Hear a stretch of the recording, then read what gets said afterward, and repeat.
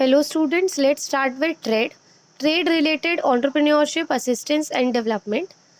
ये scheme exclusively women entrepreneurs के लिए है जो ट्रेड में या एंटरप्रेन्योरशिप में इंटरेस्टेड है।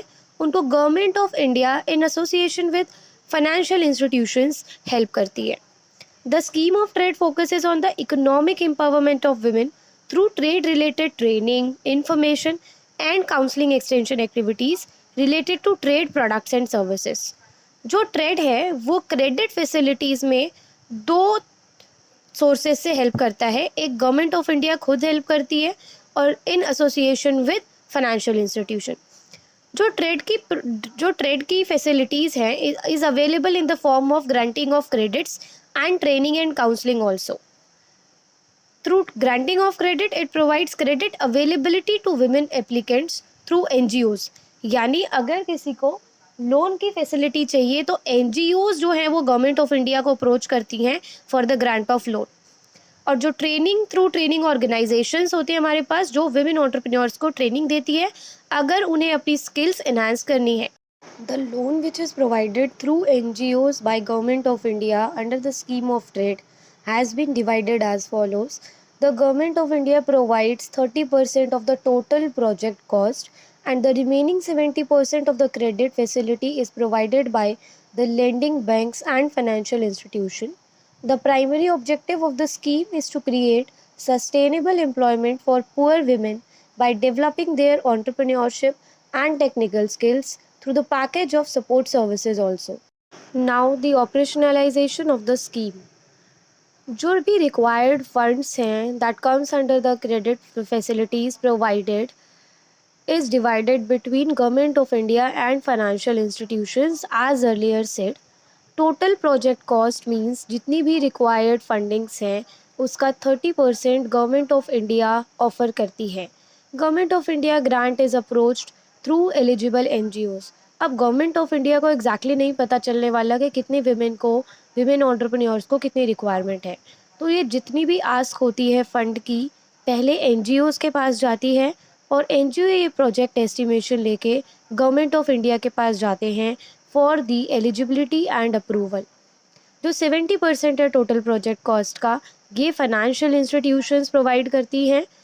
और financial institution why would they be interested in providing the funds to women entrepreneurs, क्योंकि वो यही पैसा कहीं और डिप्लॉय करके ज़्यादा interest rate of course earn कर सकते हैं। तो गवर्नमेंट ऑफ इंडिया ये अश्योर करती है कि फाइनेंशियल इंस्टीट्यूशंस विमेन एंटरप्रेन्योर्स को ये फंड्स दें और वो कम रेट पे दे रहे होंगे ऑफ कोर्स विमेन एंटरप्रेन्योर्स को। और अगर इसकी अपॉर्चुनिटी कॉस्ट है हाइयर रेट ऑफ इंटरेस्ट तो वो गवर्नमेंट ऑफ इंडिया क्या करती है उस इंटरेस्ट रेट के लिए फाइनेंशियल इंस्टीट्यूशंस को कॉम्पनसेट कर देती है। फॉर एग्जांपल जो भी फंड्स हैं उसका जो इंटरेस्ट रेट है फॉर विमेन एंटरप्रेन्योर्स 3% है, बट अगर यही पैसा फाइनेंशियल इंस्टीट्यूशंस कहीं और डिप्लॉय करती तो उन्हें 10% इंटरेस्ट मिलता। तो जो 7% का डिफरेंस है वो government of India financial institutions को देती है for promoting the facilities being provided to women entrepreneurs by financial institutions.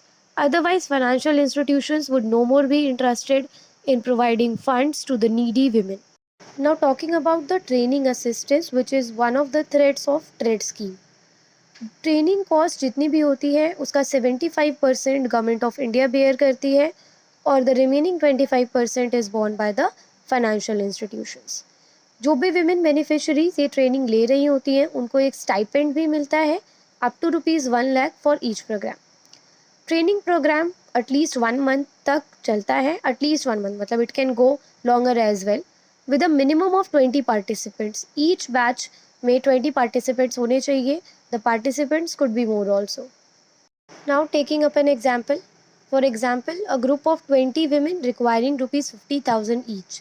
तो how will this project cost B funded under the scheme of trade. Now जो हमारी total requirement है is 50,000 for each in a group of 20 women. तो जो total requirement है that comes to 10 lakh. Now the 30% of 10 lakh that is ₹3 lakh would be borne by the government of India and the remaining 70% that is 7 lakh would be borne by the financial institutions and lending banks.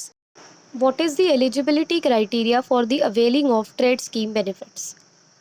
For the beneficiary, an application form to be furnished with the experience details. अगर वो किसी और business में already involve है तो उसका कोई भी डिटेल है अगर एक्सपीरियंस की तो वो मेंशन करना पड़ेगा. And the documents requirement are identity proof and address proof. For identity proof, the beneficiary can submit PAN card or Aadhaar card, and for the address proof, the beneficiary can submit utility bill or property tax bill. And if the applicant have any work experience, then document proving the same are necessary. NGO जो trade के under आ सकते हैं उनके लिए हमारे पास अलग eligibility criteria points हैं which are as follows. It must be a legal entity with a minimum of 3 years of registration under the trade scheme or any other scheme. It should have an experience with self-help groups and it should have a basic infrastructure and services for the training delivery so that they could provide the necessary training to the women entrepreneurs.